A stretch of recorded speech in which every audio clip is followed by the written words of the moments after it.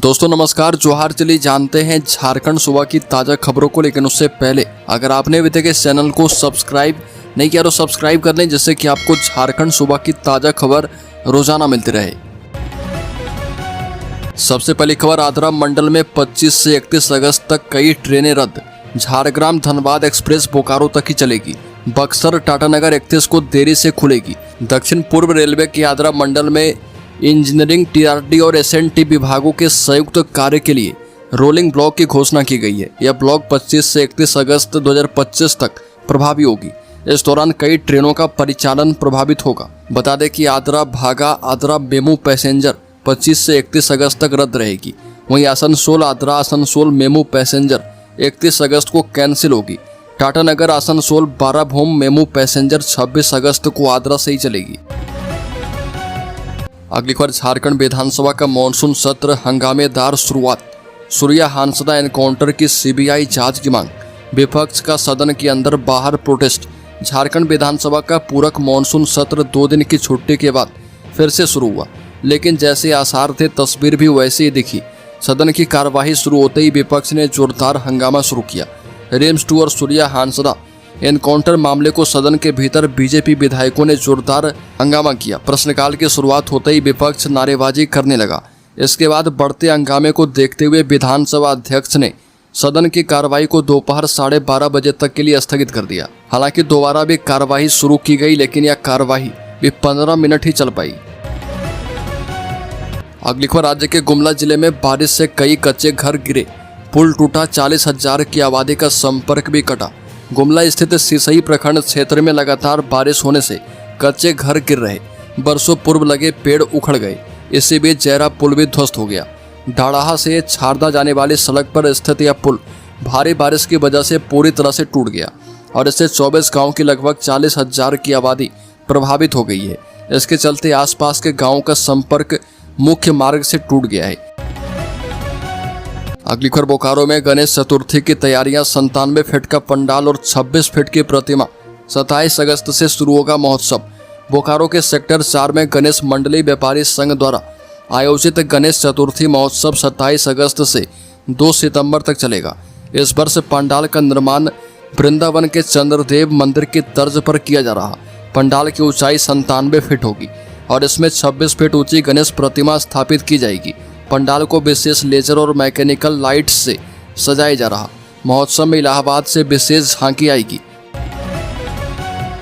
अगली खबर, Venkatesh iron factory में मजदूर की मौत बिना सेफ्टी बेल्ट वेल्डिंग करते समय गिरा।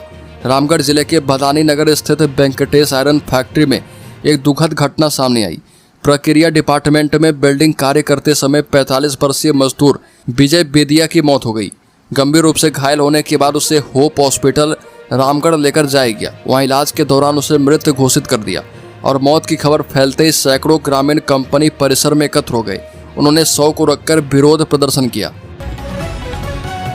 अगली खबर, बोकारो स्टील सिटी में आवास बचाओ संघर्ष समिति का धरना। सेक्टर 12 के जर्जर क्वार्टरों की मरम्मत और वैकल्पिक आवास की मांग की गई।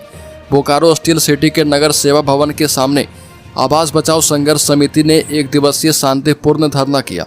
सेक्टर 12 के जर्जर क्वार्टरों की समस्या को लेकर आयोजित इस धरने में स्थानीय कर्मचारी, सेवानिवृत्त कर्मचारी, विधवाएं और प्रभावित परिवारों ने हिस्सा लिया।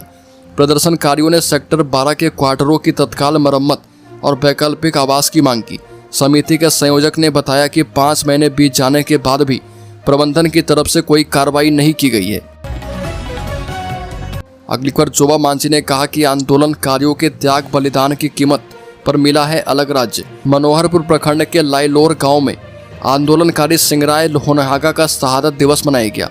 कार्यक्रम में सिंहभूम की सांसद जोबा मांझी उपस्थित रही। सांसद ने सिंगराय होनहागा के समाधि स्थल पर माल्यार्पण करके एवं पूजा अर्चना करके श्रद्धांजलि अर्पित की। इस मौके पर सांसद जोबा मांझी ने कहा कि झारखंड का इतिहास आंदोलनकारियों के बलिदान एवं त्याग के बिना नहीं लिखा जा सकता है। आंदोलनकारियों के बलिदान और त्याग की कीमत पर ही झारखंड अलग राज्य का सपना साकार हुआ है। अगली खबर, झारखंड के सीएम हेमंत सोरेन और कल्पना सोरेन ने महाधिवक्ता की इस पुस्तक का किया लोकार्पण।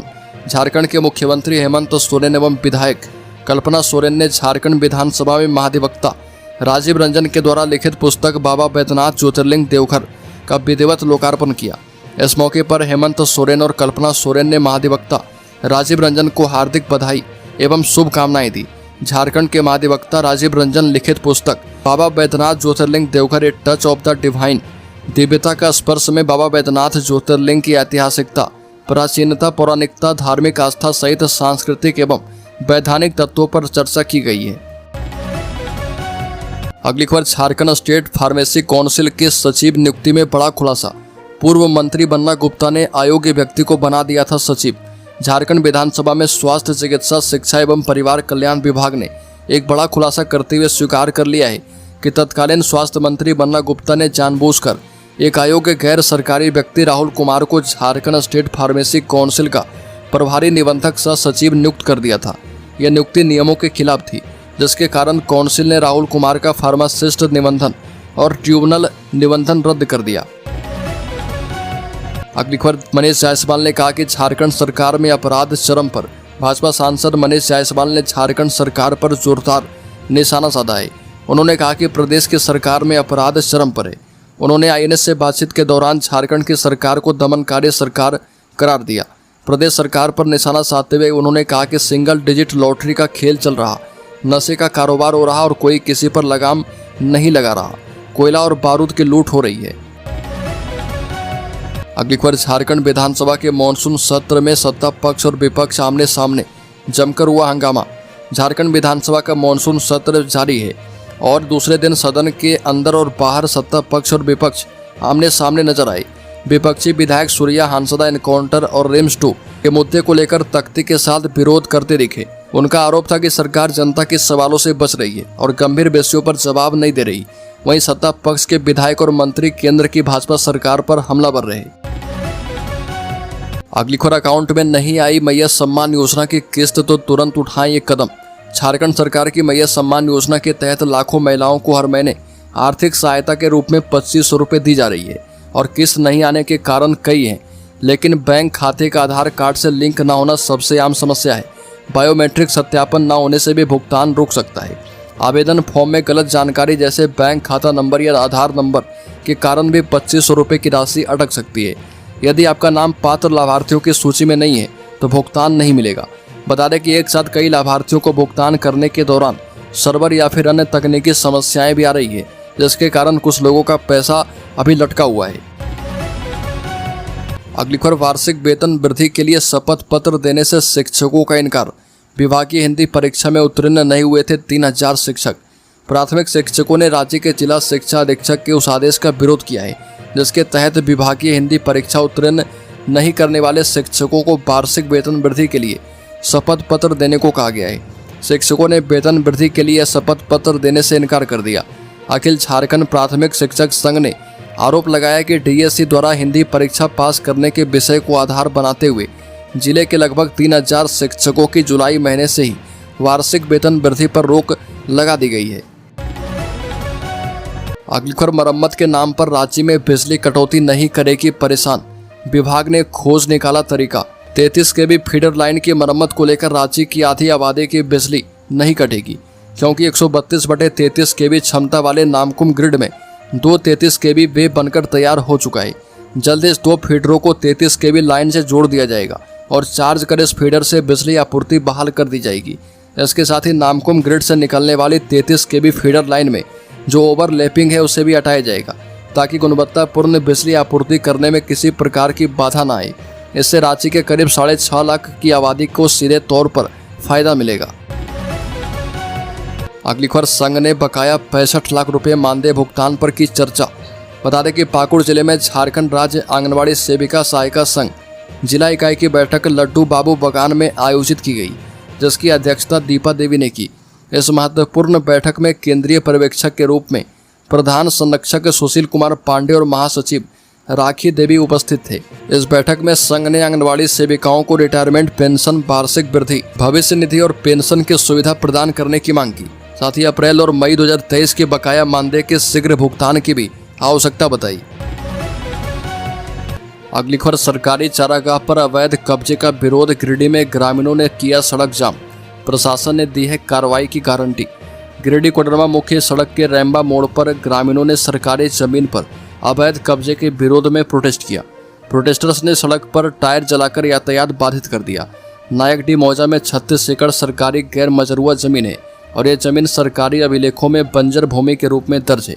स्थानीय लोग इसका उपयोग चारागाह के रूप में करते आ रहे। 2024 से भूमाफिया इस जमीन पर रात के समय अवैध निर्माण करा रहे। ग्रामीणों ने अंचल, अनुमंडल और जिला प्रशासन को कई बार लिखित शिकायत की, लेकिन प्रशासन की उदासीनता के कारण कोई कार्रवाई नहीं की गई। स्थानीय लोगों का कहना है कि अगर सरकार इस जमीन का उपयोग सार्वजनिक कार्यों में करे तो उन्हें कोई आपत्ति नहीं है। अगली खबर झारखंड के शेयर होल्डर्स इन्वेस्टर्स के लिए सेंसेक्स 329 अंक चढ़कर 81,636 पर बंद हुआ। हफ्ते के पहले कारोबारी दिन 25 अगस्त को सेंसेक्स 329 अंक चढ़कर 81,636 के स्तर पर बंद हुआ। निफ्टी में भी 98 अंक की तेजी दर्ज की गई और ये 24,968 के स्तर पर पहुंच गया। सेंसेक्स के 30 शेयर में से 23 में तेजी और 7 में गिरावट दर्ज की गई। इन्फोसिस, टीसीएस, एचसीएल टेक और टेक महिंद्रा के शेयरों में 3% तक की तेजी दर्ज की गई।